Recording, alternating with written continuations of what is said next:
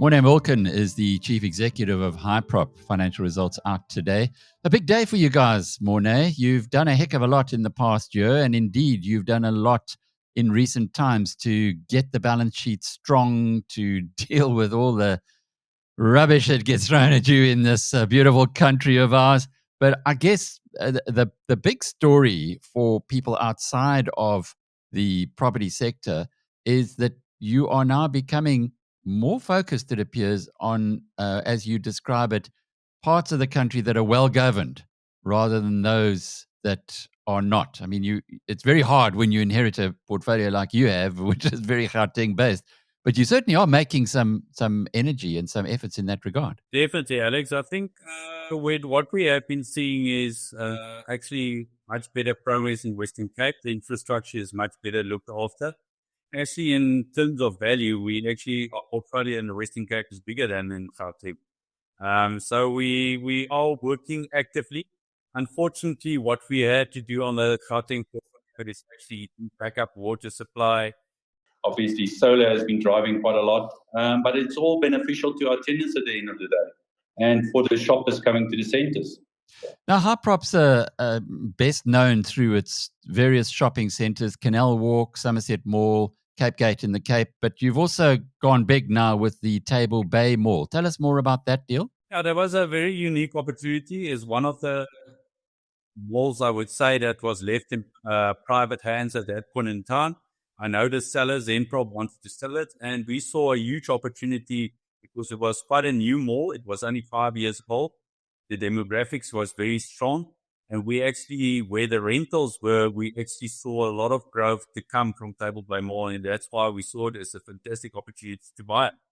And you can actually see it if you look at the growth we're seeing from our tenant turnovers on that shopping center compared to the rest. It's doing exceptionally well. I mean, it's grown tenant by about 8% the last year. Has that got anything to do with the boom in tourism that one's seeing in Cape Town? I wouldn't say Table Bay Mall really caters for the tourism market. I would say it's more the immediate catchment area that a lot of people moving out towards that side of Cape Town. And I think that is what is very positive about it. If you will see, I think it's a lot residentially. I think at the moment there's about 5,000 units under construction just in the surrounding area. So I think it's just going to get stronger and stronger as we go on. Yeah, this immigration is certainly on a rip, isn't it?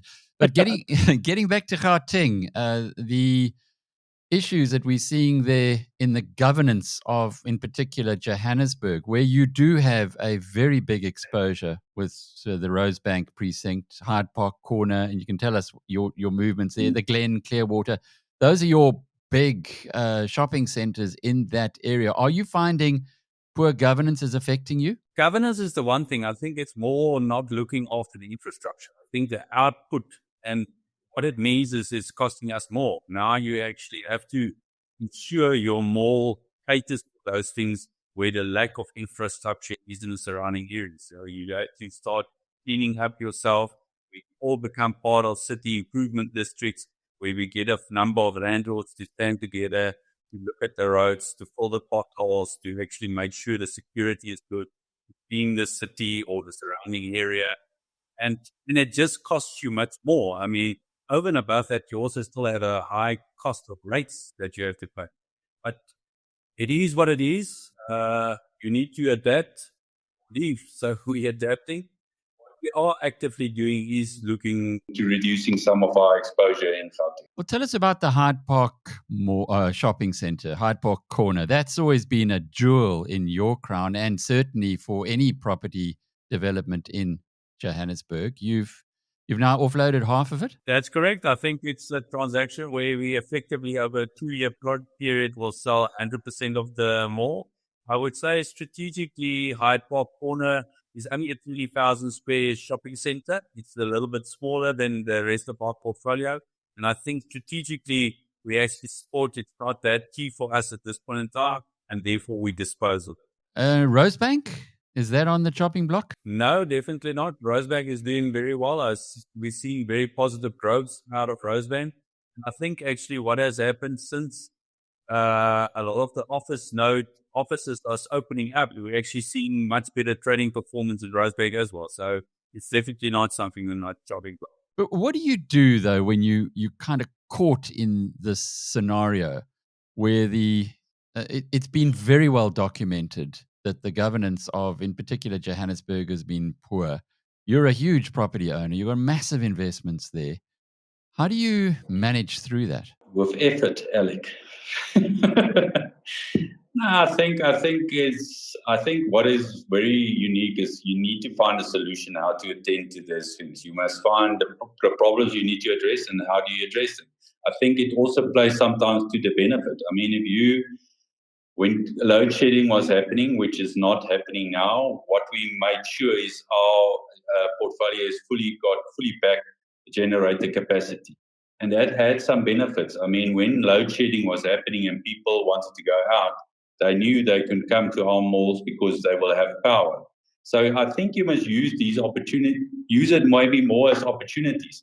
Like you can create the safety within your mall. So a lot of people can come to your mall. I think also if you take online shopping and those type of things, I think a lot of the customers rather prefer to come and pick up something than someone coming to their houses. So I think we are playing towards those opportunities and use the best of our ability.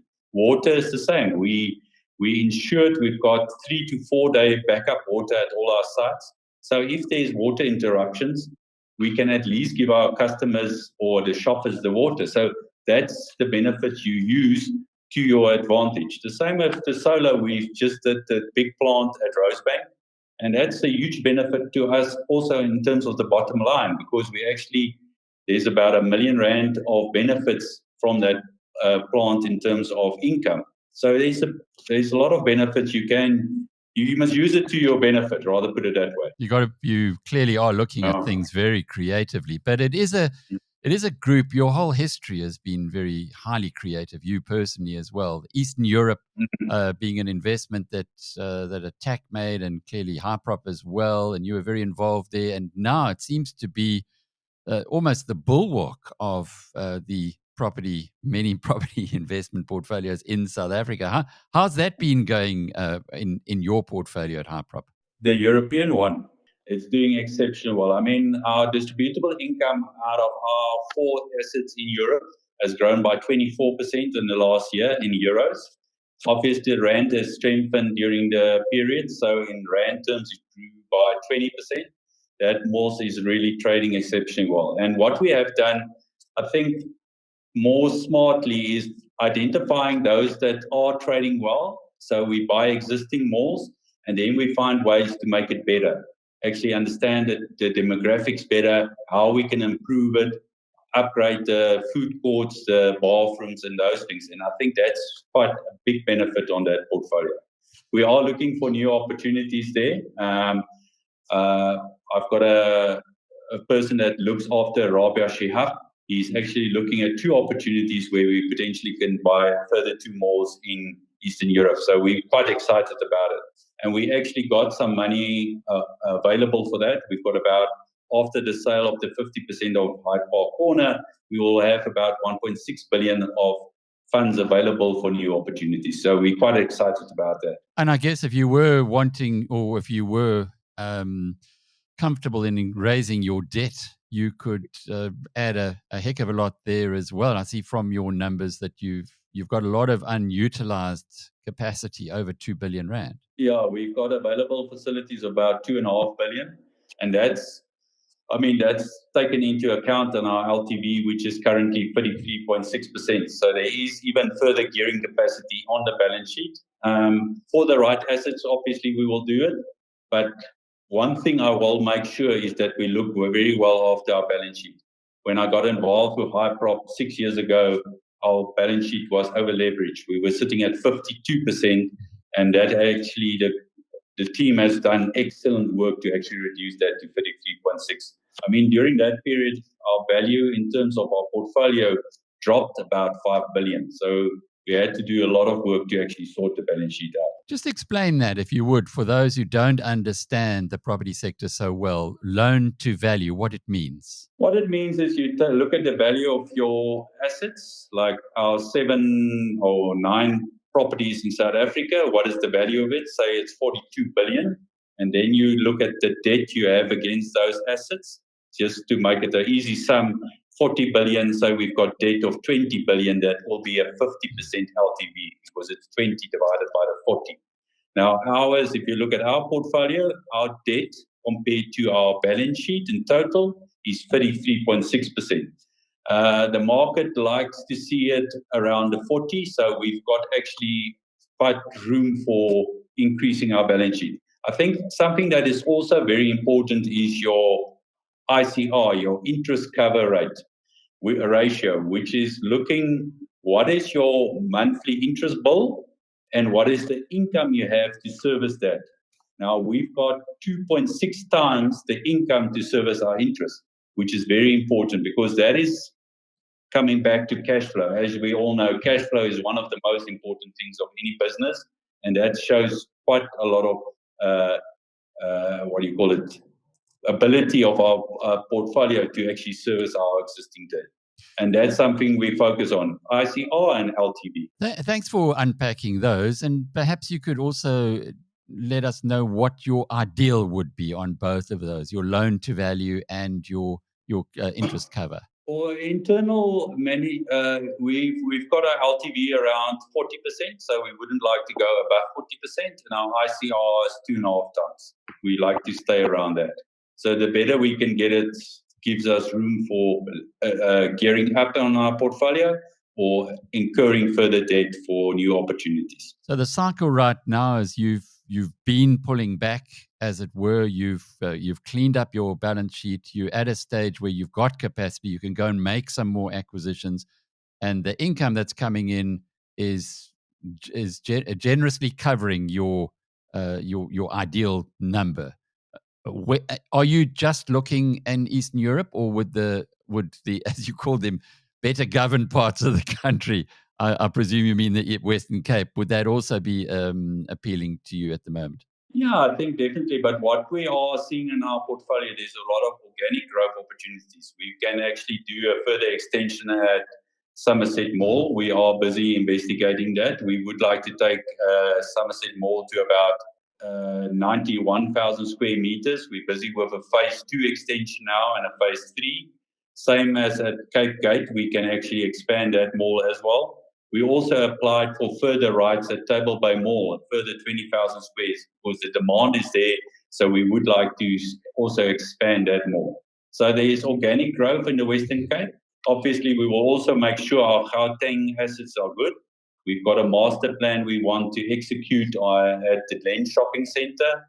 And we just want to make sure our malls are relevant and actually attract customers. Well, shareholders will be happy that net income was up from 750 million to over 2 billion, primarily due to the increase in the fair value of your South African properties. So are you now comfortable that there was a time in the past that people would have looked at the property portfolios and said, well, we've had COVID, we've had people working from home, there's online shopping, et cetera, et cetera. Are you comfortable that that what you've sold properties for is illustrating that what they're in your balance sheet at is conservative? That's correct, Alec. I think all the disposals we have done to date is very much in line with market value, what we had the properties valued on our books. So I think that's a fair indication that our assets are fairly valued. And I think the big thing for us is actually ensuring we keep the properties relevant. I think what we have done, I would say, if you look in hindsight, it's the exact science, but we didn't make sure our malls is always relevant. And that's what we've done as a team to actually reposition our malls and attract customers. And then the other bottom line numbers, the ones that really matter to shareholders, is your distribution. In other words, the money you gave this year was up by 7.5%. Is that a number that you are comfortable, given that it's comfortably over inflation, that you'll be able to, the growth you'll be able to continue with? Yeah, Alec, we actually have given guidance to the market that we believe our distributable income per share will increase by 10 to 12% for the next financial year. So we're quite excited about that. Wow. So that's an upgrade again on what you're looking at the moment. Yes, that's right. We've grown by distributable income 7.1%. If you look at it per share, it was 2.3, but we believe our guidance we've put out is 10 to 12% for the next financial year. Morné Wilken is the Chief Executive of Hyprop, and I'm Alec Hogg from BizNews.com.